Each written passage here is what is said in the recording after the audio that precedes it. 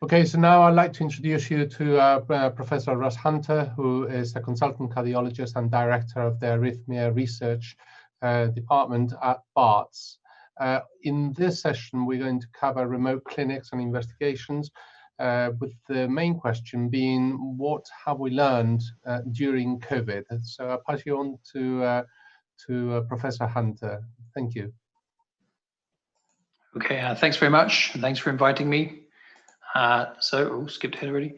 Okay, so COVID's had a massive impact on all of us, and I suppose what we're covering in this talk mostly is outpatients departments being either closed completely or being changed to assessments by phone.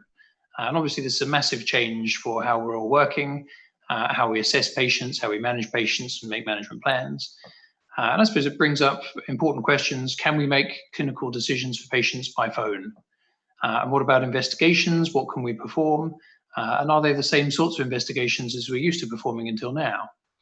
And I suppose lastly, how might technology help with these appointments and scheduling and so forth? So I'm doing this in a series of cases. And the first was an elderly lady with syncope. So an 84-year-old lady with recurrent syncope lasting for perhaps 10 to 60 seconds. The description from her and from her relatives that had seen the episodes that I spoke to by phone all sounded very much like cardiogenic syncope. So she had little comorbidity, but was very frail, walked with a Zimmer frame and so forth. She had a normal blood pressure and cardiovascular examination according to her GP. Her ECG showed left anterior hemiblock, but with a normal QRS duration and a PR interval of 216 milliseconds, so mild first-degree heart block. So with a patient like this, I suppose normally there would be three options perhaps. So further investigations with monitoring, depending on how frequent you thought they were, a reveal device to try and capture some episodes of symptoms, or to proceed directly to a pacemaker. Now it's slightly controversial because this patient only has a little conducting system disease. I would argue in this age group that the comorbidity with pacemakers is very small, and the delay to treatment with going down the route of these other investigations can cause real trouble. So I would usually veer towards a pacemaker in this age group anyway. But I suppose especially in the COVID crisis, I think every hospital attendance comes with more risk, potential for more trouble. And so after I discussed with the patient, we listed this lady directly for a pacemaker. So I think a lot of patients, we can make decisions either for or against pacing, based on relatively simple information that we can be forwarded in our GP referrals. I agree, Ross. This is a very interesting problem, actually, which I only met. Well, I met last week, and I think in a way brings us back to the 1980s. In a way, you know, when we were even in the 1970s, 80s, we were using pacemakers in order to monitor events. You might remember that, or you may be too young, but I think one has to be pragmatic, because the hospital visit for a reveal is the same as for a pacemaker. The risks of COVID are comparable. The mortality risks from a pacemaker is virtually nil. And the other risks of her breaking a hip, having a pneumonia as a result, and dying is quite high, actually, although it's difficult to assess that from the literature. So I must say that the decision I made on a similar patient was to implant a pacemaker and not to further investigate. I think in these patients with mild conducting disease, if you go down any of these other routes, you ultimately end up doing all of those and then a pacemaker ultimately anyway. So I think especially in the COVID time, it's best to be pragmatic and decisive, really, isn't it? I agree. Yeah. So the next case is looking more at complex pacing. So an 81-year-old man, but this time someone who was very fit and well previously, someone with known AF and bradycardia for 2 years previously, but heart rate now hovering 35 to 40 beats per minute and increasing heart failure with it. It had no syncope and no ischemic symptoms, and the GP had worked up with an echocardiogram recently showing an ejection fraction of 30%. And this is his ECG. which I thought was really very impressive. So clearly atrial fibrillation, very slow, very broad, and very regular. So to my mind, AF and complete heart block, really. So I discussed with the patient by phone. I explained the diagnosis. I explained that he certainly needed an urgent pacemaker, and really this should be a biventricular device because he was going to pace all of the time. And we discussed the idea of an ICD function, which again you can have fine by phone. And he was up for all of that, so listed him for an urgent outpatient biventricular ICD. So again, I think some of this is formulaic, and some of this data we can all get from our email correspondence and from conversations with GPs. And we were able to arrange this sort of complex device patient, again, without seeing him. So essentially, there are conventional indications for pacing. He's in complete heart block, and that requires pacing. Number two is the proportional benefit of CRT-P rather than not doing anything on top of conventional pacing indications. And the third one is the additional benefit of an ICD in a person who is 81. So there are three different questions there. There is no doubt that he needs pacing, and there is no doubt that conventional pacing is likely to make things worse. We know that from pretty good, not randomized data, but certainly very compelling retrospective, observational, very good data.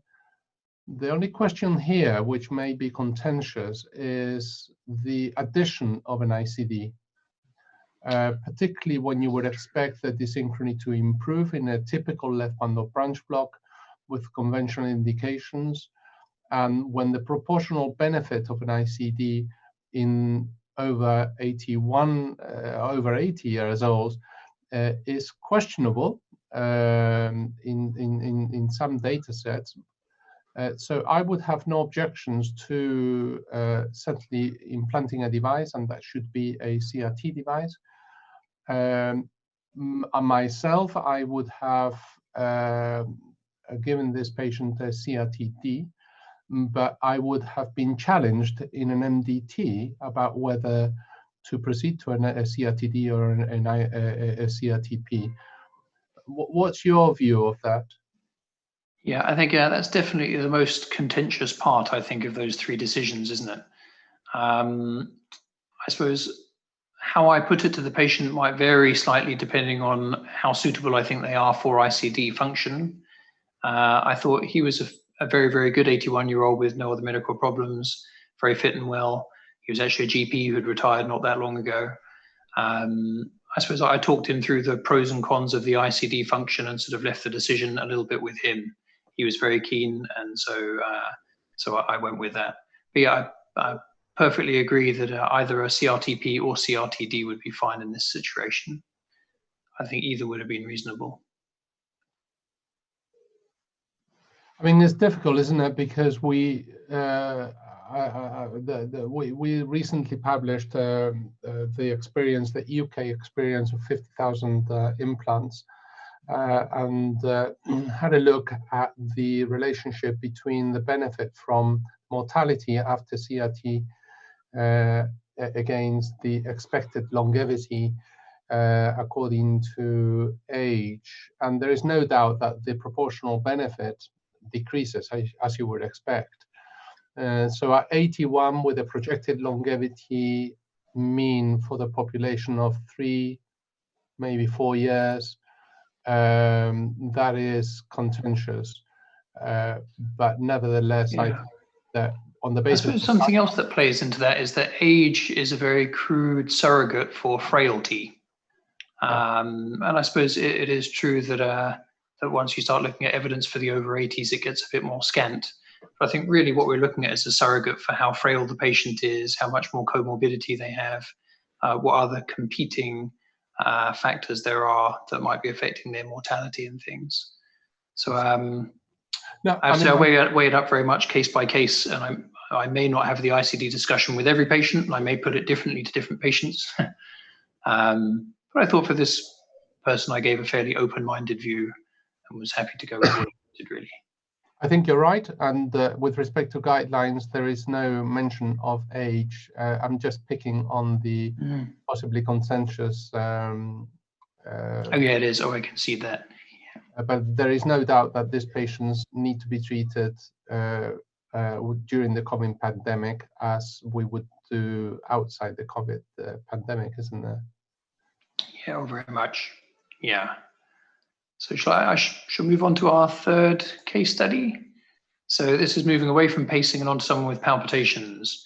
So this is a 48-year-old man with irregular palpitations for 30 to 60 minutes or so. The GP examination had been normal, and ECG forwarded had been normal also. So what are the options to try and capture some arrhythmia here? Because clearly we suspect AF, but it could be other things like ectopics and so forth. There's conventional Holter monitoring, and this is what we've been doing quite a lot of. So we've been posting these out to patients and getting them to post them back to do a conventional sort of analysis and send us the report. There are other recordings like Zeo patches that you can fit that will last for up to a couple of weeks or so. We actually don't have access to these, but there's plenty of third-party providers or independent sector that are doing these sort of analyses for us. And there's one company called Bardi that are running a very comparable product, CAM patch they call it, that lasts for 14 days. And again, they'll send it out to patients, they'll have it sent back to them, they'll do all the analysis, and they'll just send you the report. So a very sort of clean and straightforward system if you're planning not to have patients come to the hospital. The alternative to this, that's probably quite well known now, is things like the Cardia device. So there's an adapter, as you can see at the bottom of the screen there, and with an app on your smartphone, it records a very nice single lead ECG. And they can look as good as that quite often. So an alternative to that is the Apple Watch. So a little bit more expensive, but if they happen to have one anyway, it also records very nice single lead ECGs. And that can tally up with a smartphone also to record lots of segments for you and help you display it and send it on to doctors and so forth. So we went the Cardia route with this gentleman. So I don't know if you can see from this recording or not, but the RR interval is definitely very irregular. And I've blown up one little strip from there so you can see it's very irregular, no discernible P waves. And so this is very clearly atrial fibrillation. So diagnosis of symptomatic paroxysmal AF, we started him on medical treatment, broached the idea of ablation for future because it sounded like that was where he might be headed. And we booked an echo for the future and follow up sort of further down the line.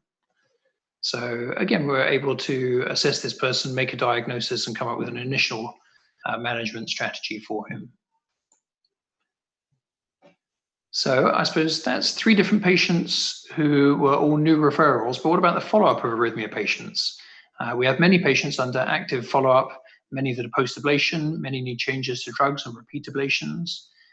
We've established a system at Barts where we've been doing remote follow-up for about a year beforehand. So this has been very handy now that we've been plunged into the COVID crisis. We've got about 250 patients under follow-up through our remote clinic already. And this has become very valuable in the current time because we can stay in touch with all of these patients. So one product that we use to help us is something called Autus iHealth. So it's an app with everything together in one place for supporting outpatients appointments. So you can make appointments, you can look at previous letters and emails, you can arrange questionnaires to look at certain symptoms or PROMS data or quality of life data, and you can track that over time, look at sort of graphs and things like that. Either on a smartphone or an iPad, you can hold video consultations within that, so you can see patients and review all your data. So it's very nice. Another app that we've only started using during the COVID crisis is the FibriCheck app. And there's their little logo on the bottom right. So this measures absorption of light from the light that your camera uses on your smartphone again. And it looks for pulsatile flow and is very useful for looking at rhythm. So the FibriCheck company has actually made their product completely free for the whole of the COVID crisis. So they suggest that you set up a week before the appointment. They do 3 recordings a day and also during any episodes of symptoms, and they send a report to the referrer. And this is what it looks like. On the left, you have regular RR intervals during your 60-second recording. You have a plot of RR intervals over time, which is regular. And then you have the RR interval plotted against the last RR interval. So you get nice tight groupings of sinus rhythm. And then here you have the opposite of all those things for a patient with AF, an irregular pulse, an RR interval all over the place, and the RR plotted against the last RR is again all over the place because the pulse is very irregular. So we found this to be very useful. So we've now got one app that's helping us follow up these patients and keeping track of all our PROMS data, and this other app to have a look at the rhythm for those follow-up appointments. So there's a real little evolution going on for us during the COVID crisis. So in conclusion, there's serious conditions that we're being referred and following up that can't really wait until post-COVID. So we're managing to manage many of these patients without having to see them at the moment.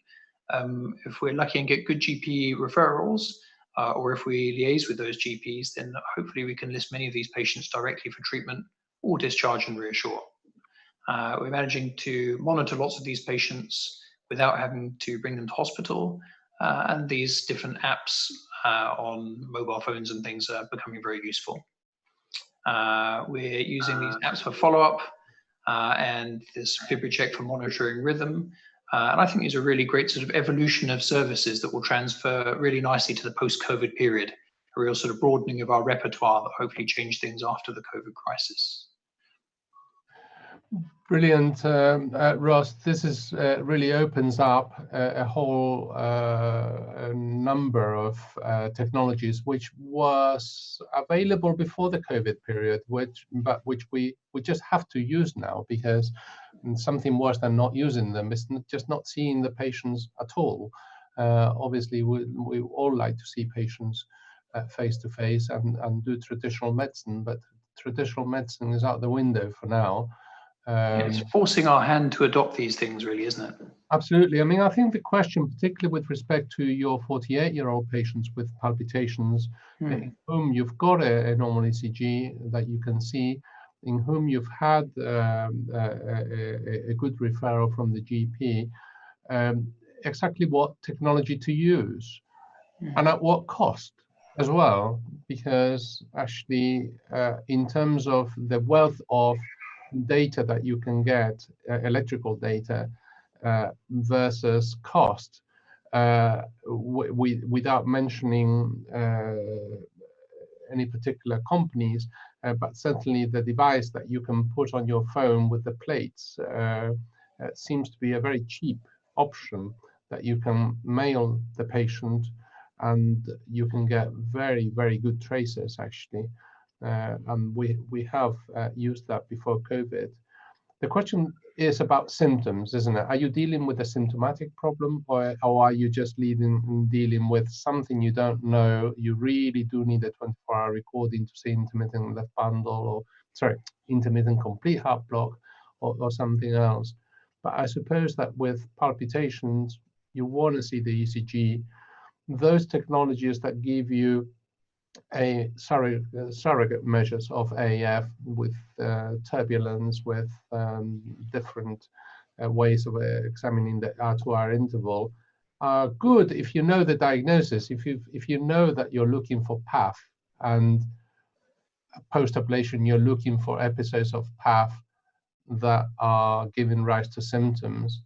But I would have thought that with intermittent palpitations, maybe it's ectopics, maybe it's PAF.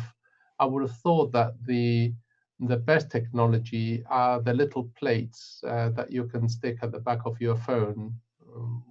Would you agree? That AliveCore technology now is that one in particular it's about 100 quid. Many patients are actually keen to buy it themselves because they know this is a long-term condition and they're quite keen to have that available to them. It's not an enormous outlay for them, and then they've got that forever that they can send you stuff. I think you're very right about the FibriCheck. I think it's this is patients who've already had their diagnosis and you're following them up and want an idea of their rhythm. So extremely useful in that context. I think there are subtleties, ways that they are able to pick out patients with atrial flutter or frequent ventricular ectopics and things. I couldn't tell you all their data firsthand for sensitivity and specificity and so forth, but I think certainly in the follow-up department they're brilliant. Excellent. Well, thank you, Professor Hunter. It's been great to have this session. Obviously, there are loads of technologies out there. We're all trying to get used to it, and these cases illustrate exactly how to use them. Thanks very much indeed.